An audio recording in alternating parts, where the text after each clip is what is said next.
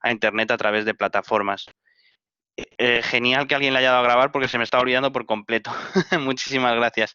El 75% de la población mundial tiene acceso a Internet, entonces es un dato positivo para la universalización de la educación y hay un 50% de crecimiento sostenido en el mercado del e-learning. Eso quiere decir que, por ejemplo, en España somos el quinto país con más usuarios del mundo, estudiantes online, y Latinoamérica en su conjunto está a la cabeza de gente que se forma a distancia. Y bueno, ¿qué ocurre? Que no, que tenemos que aumentar el engagement para retener a estos alumnos, para llamarles la atención, porque como decía en la sesión de ayer, pues competimos con Netflix, ¿no? Con otras plataformas de entretenimiento. Sabemos que la atención a las pantallas, tenemos déficit de atención porque estamos sobresaturados de información. Entonces tenemos que hacer contenidos de impacto, con dinámicas interactivas, gamificación. El mobile learning también lo comentábamos un poco ayer hace referencia al acceso a Internet, ¿no? De las familias y de las personas, ¿no? Que básicamente es a través de una tarifa de datos con mayor o menor cobertura y a través de pantallas como móvil o preferentemente, incluso antes que tener un ordenador. Hay muy pocas familias, o hay bastantes familias que lamentablemente no tienen un ordenador en casa. Y se ha exigido para poder tener pues acceso a la educación en estos 2 últimos meses, ¿no? Lo cual me parece un poco que hemos dejado gente atrás personas atrás cuando la educación tiene que ser inclusiva. En esa misma línea iba a hacer el tipo de... Hemos empezado a hacer microlearning con adaptar la formación cuando surge la necesidad, ¿no? Aprovechar los micromomentos, descansos, el transporte, las esperas, facilitar la personalización del aprendizaje y conectar ideas, ¿no? Con la curación de contenidos. Es un poco pasar el rol del profesor o persona que atesoran conocimientos al facilitador, ¿no? Al facilitador de aprendizaje. Generar esas dinámicas, esa curación de contenido que pueda facilitar el aprendizaje. Webinars. Webinars es el término más buscado en Internet del último 2 meses, lo dice Google Trends, aunque está cayendo el interés por los mismos, saturación, pero la adaptación de los profes ha sido magnífica y la personalización es el siguiente reto, ¿no?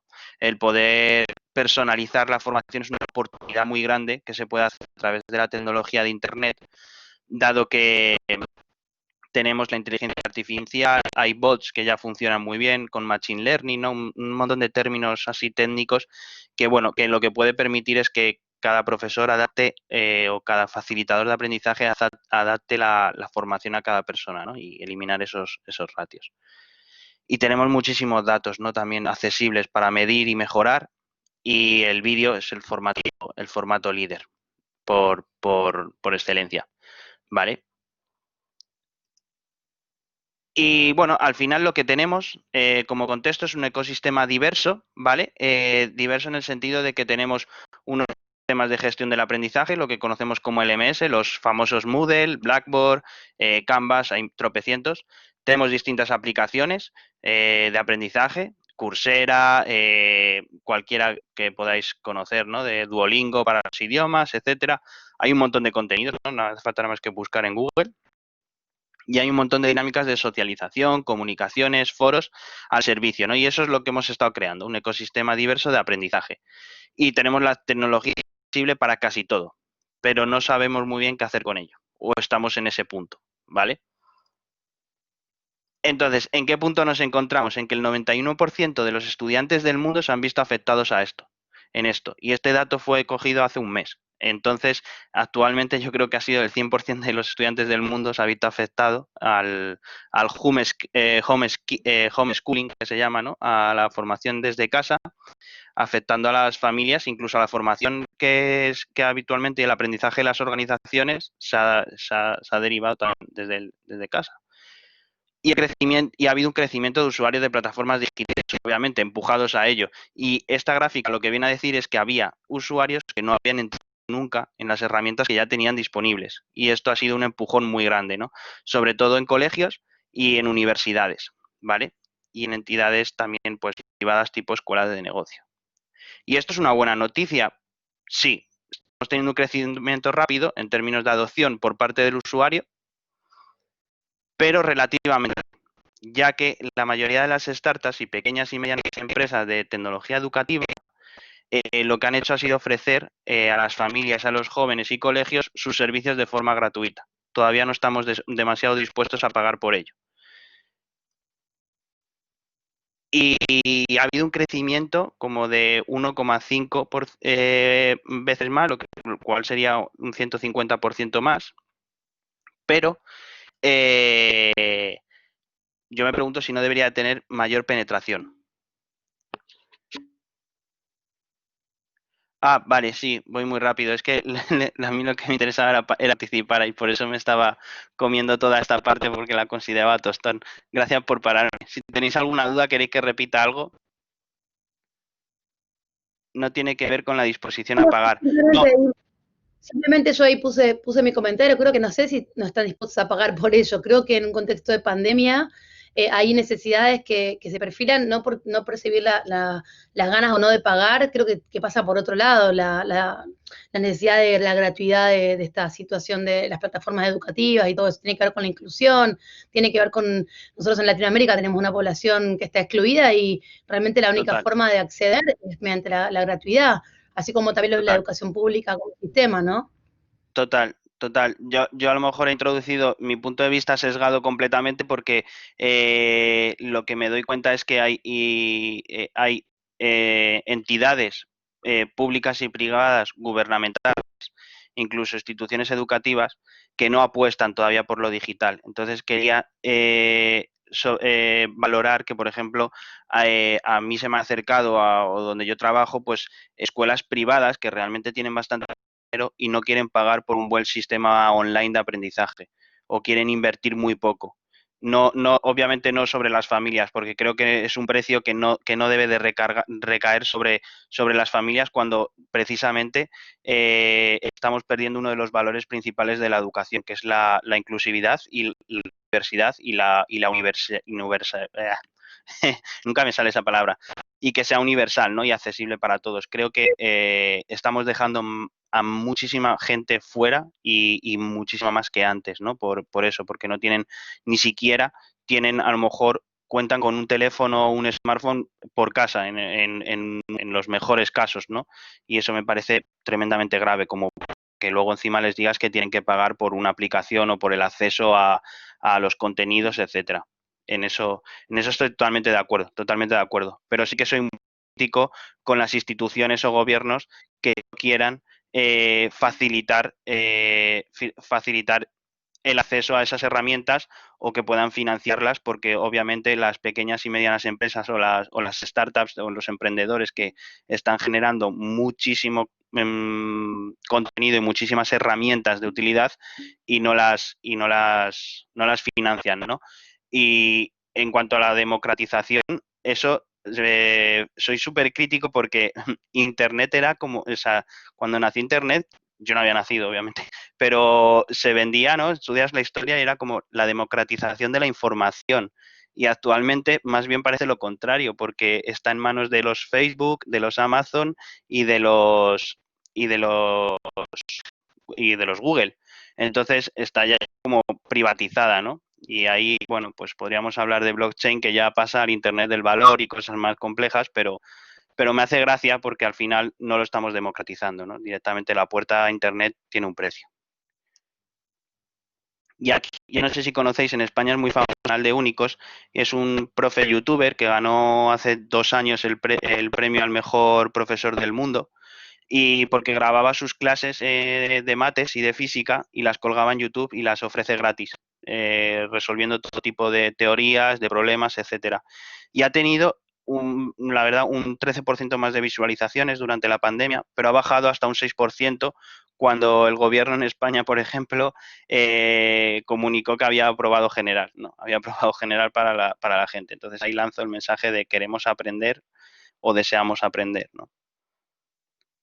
Y la hoja de ruta que hemos seguido en el sistema educativo básicamente ha seguido estos pasos, o son los que yo identifico, ¿no? El caos, la desinformación, luego adopción de herramientas precarias lo que teníamos y en pañales. En los mejores casos había un Zoom, había en los ya más avanzados un Microsoft Teams, cosas así. Y el profesorado y alumno, pese a que en la legislación, tanto en Latinoamérica como en España, está regulado en las distintas educativas la competencia tecnológica y de la tecnología de la información y comunicación, ni el profesorado ni el alumno estaba suficientemente formado para ello, porque ni les han dado herramientas, ni se ha invertido en los presupuestos, en darles los medios, ni se les ha dado el tiempo para formarse y siempre ha sido algo que se ha postergado, ¿no? Entonces hoy se han visto en un onboarding forzoso y rápido y no ha habido tiempo para pensar. Y encima una sobrecarga académica, ¿no?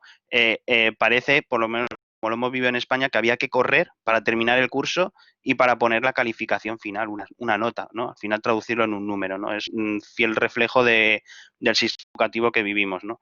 Y al poco, pues aparece el estrés, aparece la ansiedad, aparecen obviamente problemas de salud en los que familias se ven impactadas directamente por el virus y no hay medios de habilitar una facilitación para el aprendizaje.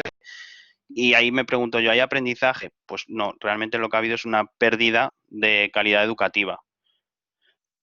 Tarjetas de datos y tablets a las familias con menos medios, pero eso no sirvió para que los niños se conectaran a las clases online. Estoy totalmente de acuerdo porque, o sea, yo entiendo que tienes que dar medios, eso por descontado. Dar las tarjetas de datos, las tablets a las familias, o sea, eso se tendría que haber hecho incluso o contemplado antes de mandarles a casa, ¿no? Que se fueran con eso, pero yo tengo un portal en internet, educacionconinnovación.com, y colgué que ayudaba a las familias para ayudar altruistamente y me llevaba 15 minutos con cada uno.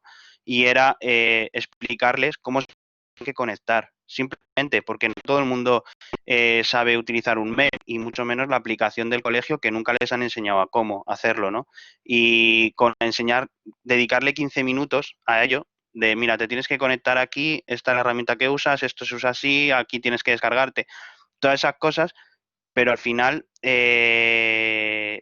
son trabajos que tiene que haber hecho el colegio muchísimo antes, ¿no? Tienen que meter esas dinámicas mucho antes de que pasen estas cosas. Es verdad que es fácil decirlo hoy y analizar el pasado, ¿no? Nadie lo sabía, pero son deberes que llevamos postergando mucho tiempo. Incluso los temas de cobertura, no me puedo imaginar si hay en algunos sitios de la Comunidad de Madrid en los que la cobertura son de aquella manera, pues no me quiero imaginar en zonas rurales, ¿no? Cómo lo han podido hacer. Hace unos años, en la Comunidad de Madrid prohibían los móviles y yo ponía esto en Twitter y me lapidaron porque decían que cómo podía estar a favor de que no se prohibiera el móvil en el aula. Y yo lo que trataba de decir es que había que enseñar a utilizar los móviles. Porque luego, cuando quédate en casa, pues todo en orden y la desconexión en la educación con la realidad, ¿no? Estaba totalmente desconectado. Cuando si hubiéramos enseñado a los alumnos a utilizar bien un smartphone, a buscar buena información, a contrastar, a conectarse a las herramientas del colegio, pues tendrían mucho trabajo avanzado, ¿no? En lugar de prohibir, regular. Y luego me hacía gracia esto, en la universidad los exámenes, ¿cómo serían? Online y desde casa. En medicina iban a jugar a la operación, el típico meme de hemos sido aprobados. ¿Qué estábamos haciendo, no? Estábamos perdiendo, en realidad hemos perdido calidad educativa. Y en la realidad, con los datos de la tecnología educativa, es que ha habido un 24% de abandonos en los cursos, un 30% de pérdidas económicas y un 65% de los cursos presenciales han sido o estaban siendo trasladados, ¿no? al online. ¿Vale? Luego os voy a dejar la presentación también. Esto era lo que os contaba, los portales de vídeo habían aumentado muchísimo en visualizaciones y esto revela que los profesores, en lugar de ser facilitadores del aprendizaje o crear su propio contenido o curarlo, no lo estaban consiguiendo realmente bien. Sobre todo, ¿por qué? Porque estaban sometidos a un nivel de incertidumbre que no tenían ni siquiera contexto de lo que tenían que hacer o cómo continuar con sus clases, ¿no? No tenía ni siquiera esa libertad de poder diseñar, etcétera, ¿no? Y entonces los alumnos al final se buscaron o se han estado buscando la vida en estos portales de vídeo que ya tienen las clases pues un poco ordenadas, ¿no? Y bueno, lo bonito de todo esto es que en Twitter salió la iniciativa Docentes en Casa y tu clase en casa, en la que mis profes y profesoras se han unido para compartir los contenidos que diseñaban, para compartir prácticas, y lo han tenido que hacer ellos. O sea, no se lo ha facilitado ningún sistema. Todo este mérito ha sido de las personas que están al frente de las aulas y que no han recibido formación para ello. Algunos, o sea, ha sido un autoaprendizaje por sí mismos. Y ha sido súper bonito ver cómo estamos en grupos de Telegram compartiendo, resolviendo problemas de unos, de otros. Ha sido una iniciativa muy, muy guay, la verdad. Y la propuesta, ¿qué vamos a hacer, no? Espacios colaborativos donde a través de la conversación y socialización se dé el aprendizaje, ¿no? Y ese creo que ese debe ser el rol del facilitador de aprendizaje, ¿no? No atesoramos contenidos, los profesores ya no vamos a atesorar contenido ni vamos a ser fuente de información, sino que vamos a poner los medios para facilitar, ¿no? Porque ante un entorno de incertidumbre, la única forma de decir el futuro va a ser crearlo, y para crearlo se necesita creatividad como habilidad para la resolución de problemas complejos, tendrá la innovación, ¿no? Y es aquí donde quería que participáramos todos con la visión que cada uno tiene en su vivencia y en su organización, cómo se ha vivido el aprendizaje en las organizaciones, ¿no? Con el contexto de incertidumbre y de un entorno buca, ¿no? Que se habla muchísimo, y cómo podíamos pasar a organizaciones centradas en el aprendizaje, ¿no? Como valor añadido para ganar resiliencia y capacidad de adaptación. Y eso es porque me parece que estamos ante una oportunidad única de construir el futuro laboral de la mano del educativo, ¿no? Que nunca se ha dado. Y esto en la historia nunca se ha dado. Y estamos en dos sistemas, dos modelos que son anacrónicos totalmente. No, uno está diseñado para un modelo laboral de la industria. Actualmente estamos formando a los jóvenes y las jóvenes para unas profesiones que no sabemos, o sea, sabemos que no van a existir y no conocemos el futuro de laboral, ¿no? Entonces, como creo que lo podemos construir y que esta vez es una oportunidad única para hacerlo de la mano, me gustaría plantearos la herramienta Learning Loop, que os voy a compartir el enlace. Estaba en la tarjeta, pero dejadme que os lo ponga en el chat. Aquí. Es con Mural, ¿vale? Y tiene básicamente lo que quiero hacer es la pregunta: ¿qué hemos aprendido las organizaciones en equipos durante la pandemia, ¿no? No sé si sabéis utilizar la herramienta, seguro que sí, pero voy a poner compartir pantalla.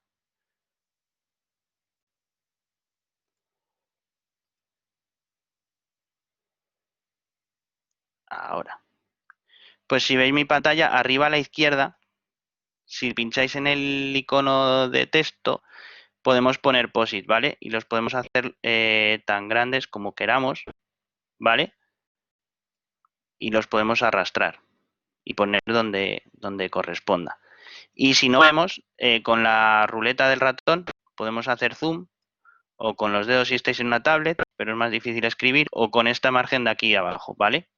Entonces, lo que quiero es, lo que me gustaría es que nos hiciéramos la pregunta: ¿qué hemos aprendido las organizaciones y equipos durante esta pandemia?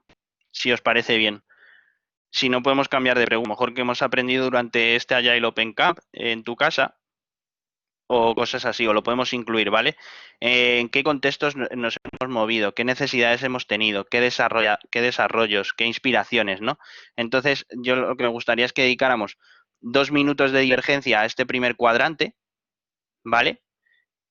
Y para eso pongo aquí el reloj, si me decís que estáis todos preparados, y, y luego pasaríamos otros 2 minutos a la siguiente y a la siguiente, y así podíamos llegar a tener alguna propuesta, ¿no? Algo que nos aportara luz de lo que nos ha faltado. ¿Vale? ¿Sabéis poner los POSIT? Sí, ya os veo ahí en funcionamiento. Pues nada, si os parece, voy a poner el timer, ¿vale? Y vamos a por ello.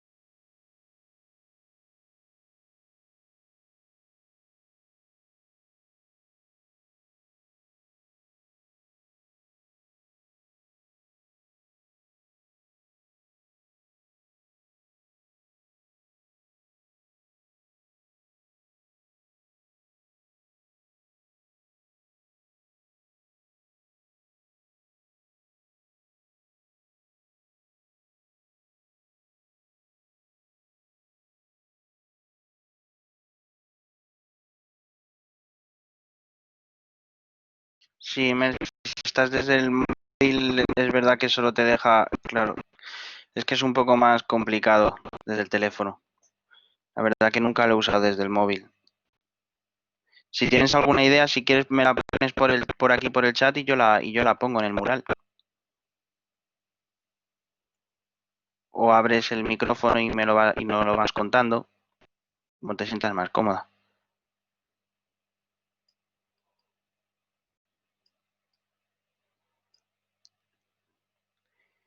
Vale, el tiempo ha pasado y ahora me gustaría que alguien abriera el micrófono y contara un poco las historias que han salido. Vale, lo pongo. ¿Alguien se atreve a darle?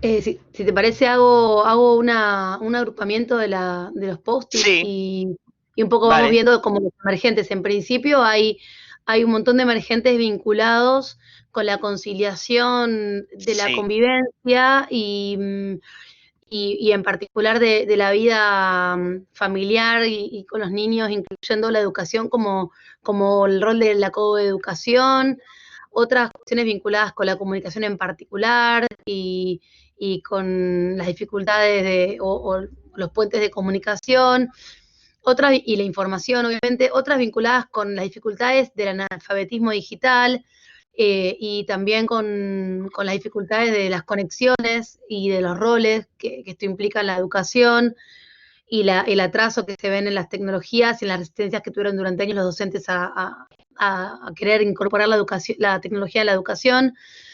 Algunos vinculados con la mejora en la calidad de vida, con la conciencia más sana, con la baja en el consumo, con digamos, la armonización entre la vida familiar y la vida laboral de los padres.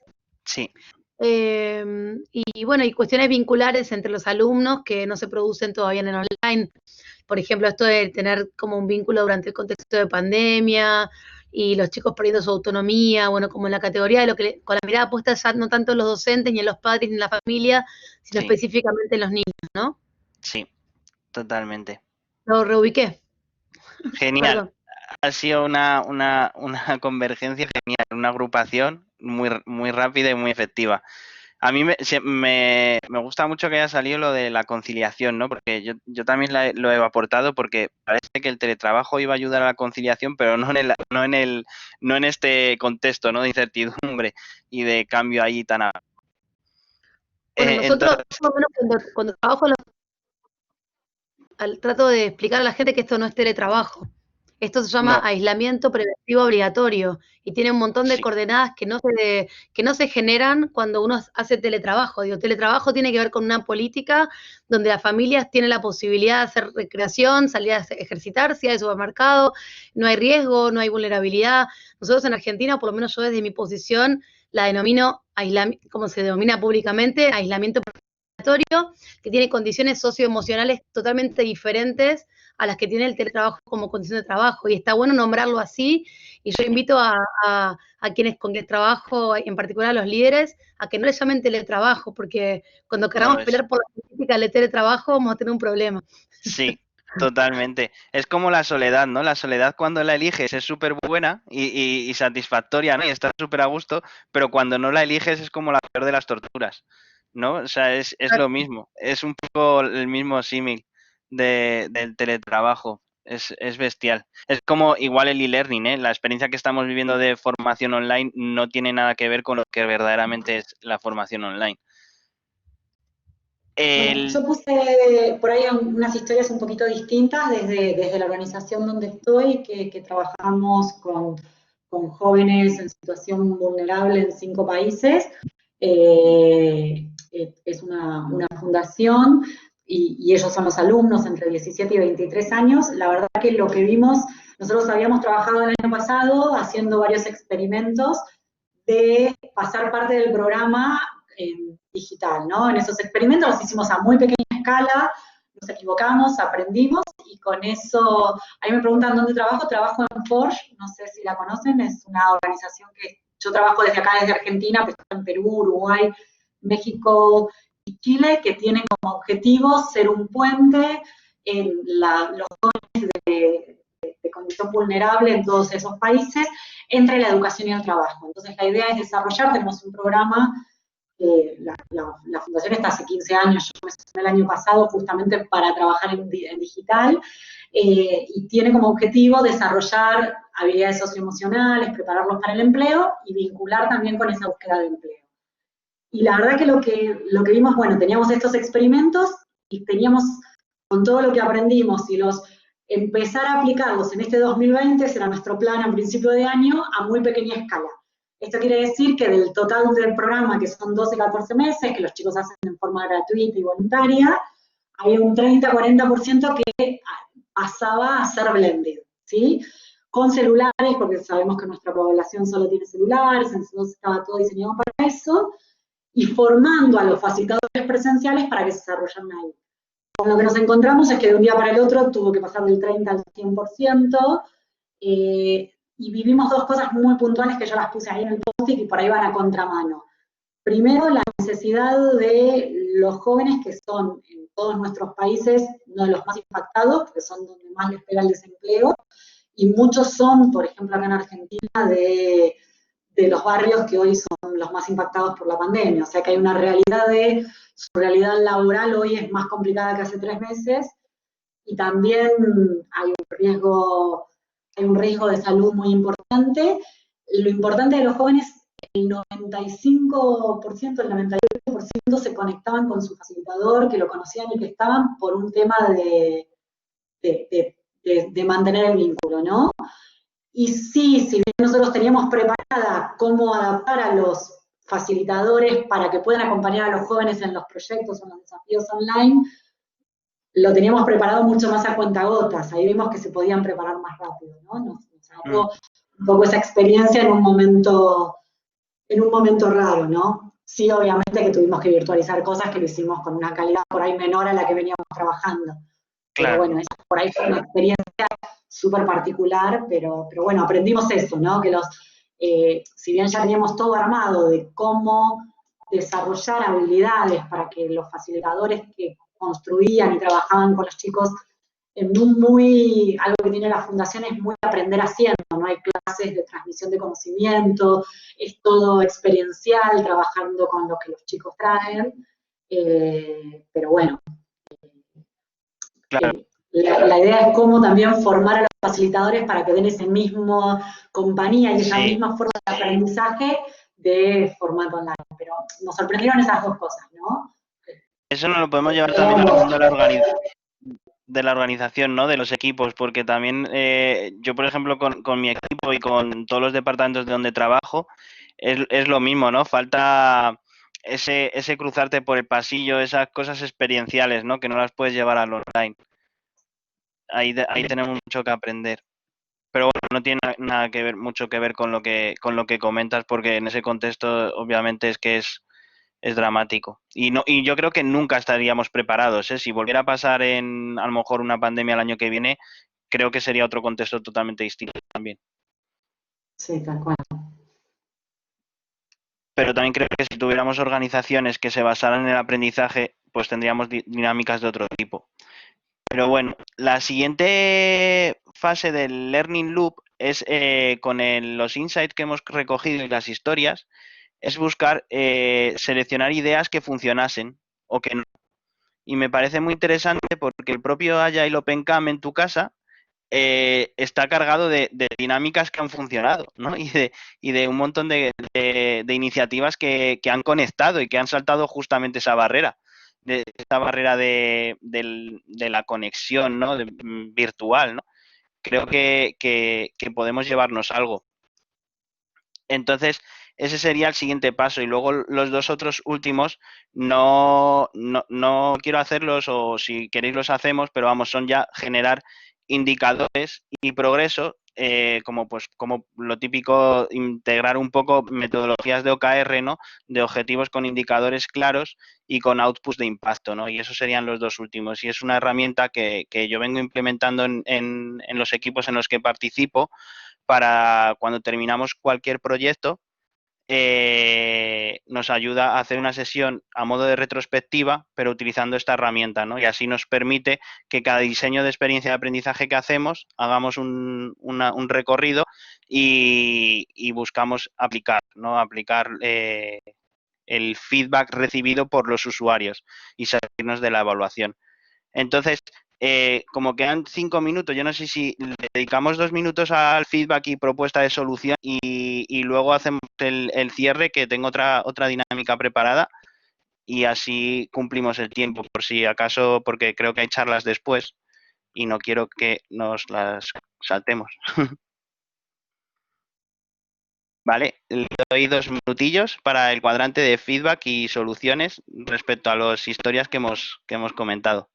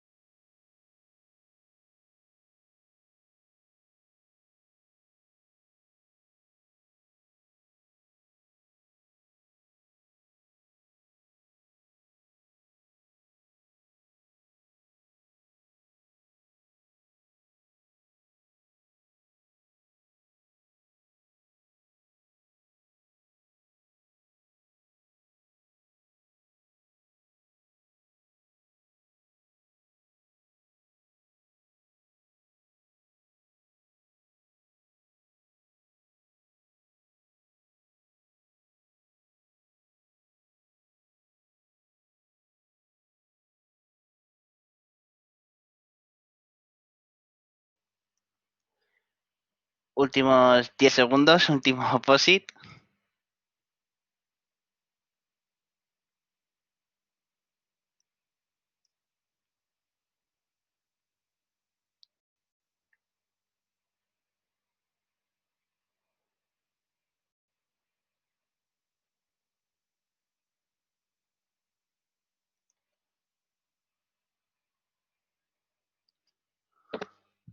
Vale, pues yo creo que podemos, aunque, bueno, claro, obviamente en una sesión tan cortita no da tiempo a sacar muchas soluciones, pero si os fijáis, me parece súper importante que todo va sobre la persona. Y también es verdad que nos va a todos por defecto profesional, ¿no? Porque estamos en el marco del Agile Open Camp, en el que cuidamos mucho y lo centramos todo en la persona. Y entonces, claro, es dar la mejor versión de uno mismo, e incluir las emociones en los participantes, conectarse y compartir en grupo, sonreír a la cámara, crear espacios virtuales de celebración, no olvidar el trato directo, el conocerse. Si veis, a mí una de las cosas buenas que me ha gustado mucho es que se rompían barreras a la hora de que, por ejemplo, yo estoy conectado en una sala de mi casa y estáis viendo mi casa, que habitualmente mis compañeros de trabajo no la ven, ¿no? Yo la de Belén, estoy viendo la vuestra, ¿no? Entonces, la de Yani, estoy viendo también donde estás conectada, y entonces eso te da también más cercanía. Y también me gustaba mucho, y espero que no se pierda, el hecho de empezar los mails diciendo ¿qué tal te encuentras? Espero que tú y tu familia estéis bien. O sea, eso a mí me ha parecido que dentro de todo lo malo, nos ha unido, ¿no? Y el tener esa humanidad, ¿no? El arroparnos unos a otros y que muchas veces incluso en un propio mail era como súper frío.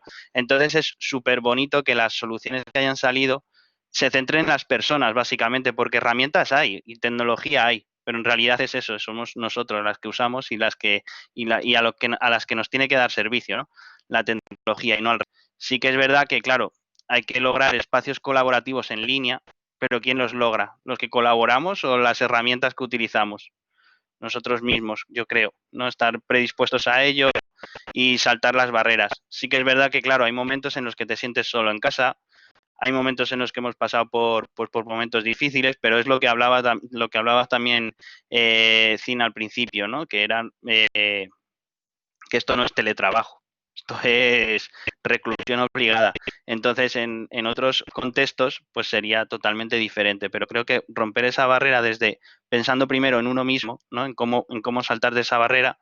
Porque, por ejemplo, en mi organización lo primero que nos dieron cuando nos mandaron a casa, a los que trabajamos y tenemos reuniones con proveedores, incluso damos clase, nos dieron una enara atrás que ponía por todos lados el logo de la empresa.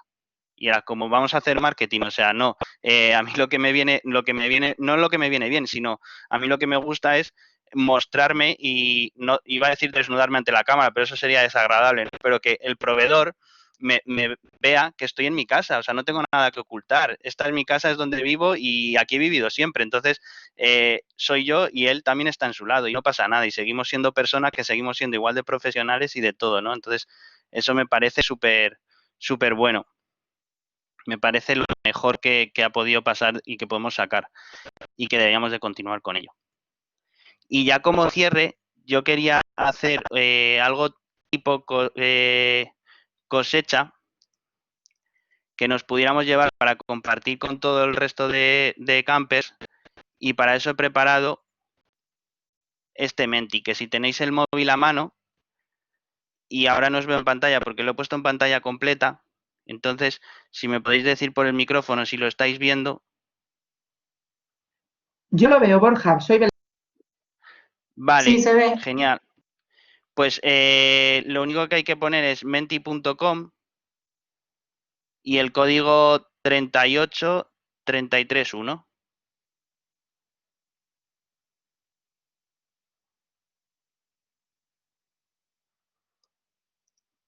Y ahí te dice que has aprendido durante la pandemia.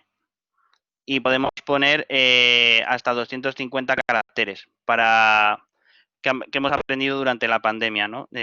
Algo o en positivo, en negativo, lo que queramos, pero me gustaría que fuera representativo para poder compartirlo con todos los campers y que fuera representativo de comunidad, ¿no? Así que cuando queráis podéis subir vuestra respuesta y se mostrará en pantalla.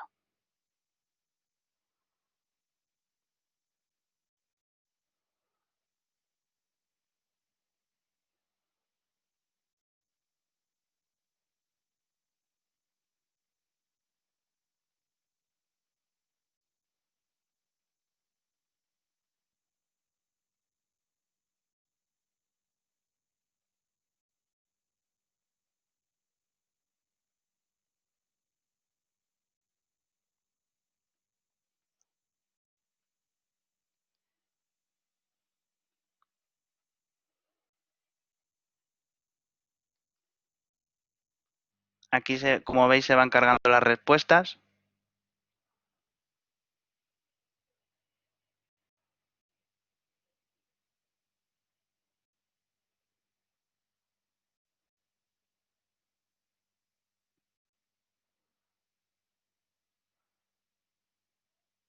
Totalmente.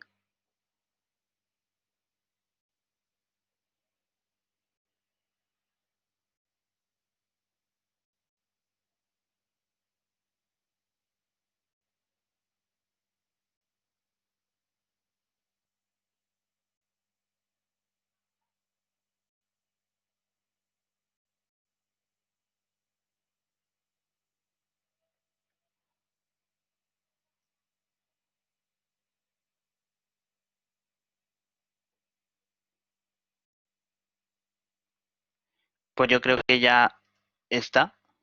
A ver, ¿cómo puede pasar a la siguiente? Vale. La siguiente es, ¿qué adjetivo necesita la nueva normalidad, que odio el término, lo odio el término nueva normalidad. Pero, ¿qué adjetivo necesitaríamos para lo más inmediato que viene ya? Es esa construcción de futuro desde el hoy mismo, que necesita la sociedad y la humanidad, ¿no? Que necesita de cada uno de nosotras y nosotros.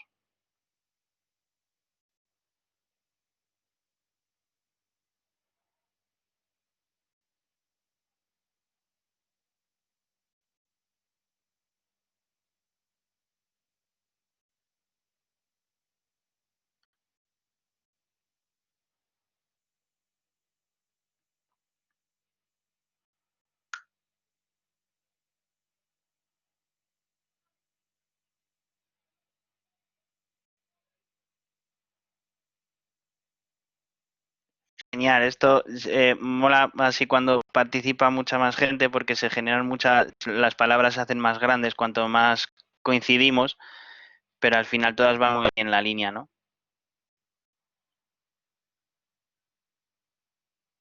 Solidaridad, fe, flexibilidad, cooperación, sonrisa, valor, empatía, optimismo, adaptación. Yo creo que es básicamente lo que necesitamos, ¿no? Y mucho cambio local, ¿no? Ayudar al que está al lado, no hace falta ir más lejos. Yo creo que con ayudar al que está más cerquita. A ver, que esto se me ha quedado pillado. Ya.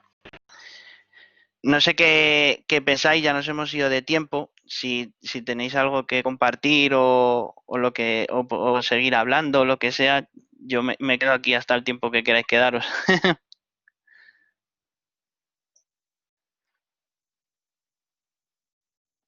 Pero yo por compartir lo que he estado pensando mucho tiempo era, te pones a pensar, no, es que hay que cambiar el mundo, hay que cambiar no sé qué, que si los políticos, que si no sé qué, y a mí lo que más me ha servido y más me ha llenado es que me llame, haber puesto en mi web simplemente ese anuncio y haber colaborado, de decir, te ayudo a acceder a las herramientas a las que tiene que acceder tu hijo para aprender desde casa, y que me llamaran, y ha habido alguna familia que me decía, ¿cómo te puedo pagar esto? Y eran, de verdad que era media hora, 15 minutos, y era como, pues, págame ayudando a otros cinco padres de tu mismo grupo, de tus hijos, llámales ahora o compártelo por el mensaje de WhatsApp, y los mismos trucos tontos que te he dicho, comunícalos. Y creo que así podemos cambiarlo, ¿no? Podemos cambiar un poco y pasar de toda esa negatividad que nos viene desde los medios de comunicación, que es lo que nos hace falta, ¿no? Y a partir de ahí ya todo vendrá.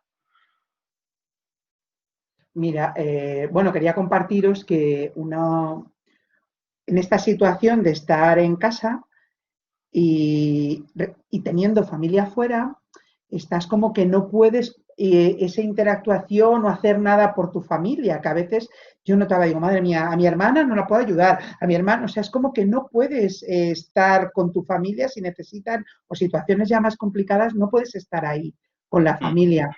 Entonces yo lo que dije, digo, vale, céntrate. Y entonces, por ejemplo, yo lo que testé fue a mis vecinos, pero yo vivo con gente mayor. Entonces, a ver, ¿estáis bien?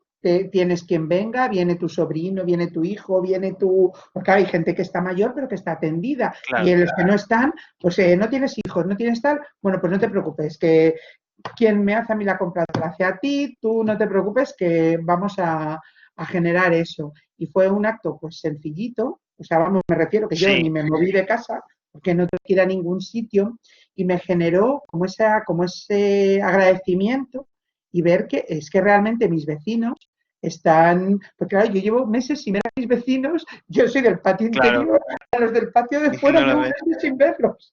Y entonces, claro, un poco, pero estás ahí, ¿no? Estás ahí. Entonces, ese interactuar con los vecinos y tal, pues ha generado como pues con mucha familiaridad, porque yo a mi hermana no puedo hacer absolutamente nada, no puedo proporcionar ningún tipo de ayuda. Entonces, pues fue ese momento así como de cercanía en el aislamiento. Yo creo en esas conexiones, porque al final tú ayudas al que te pilla cerca y esperas que al que esté cerca de tu hermana le ayude. Mi hermana, por ejemplo, ha dado a luz vive en Viena y por suerte allí ha tenido otro tipo de medidas y el impacto de la pandemia ha sido mucho menor, pero ha dado a luz en mitad de la pandemia y el vecino de arriba era el que les dijo, yo os llevo en coche.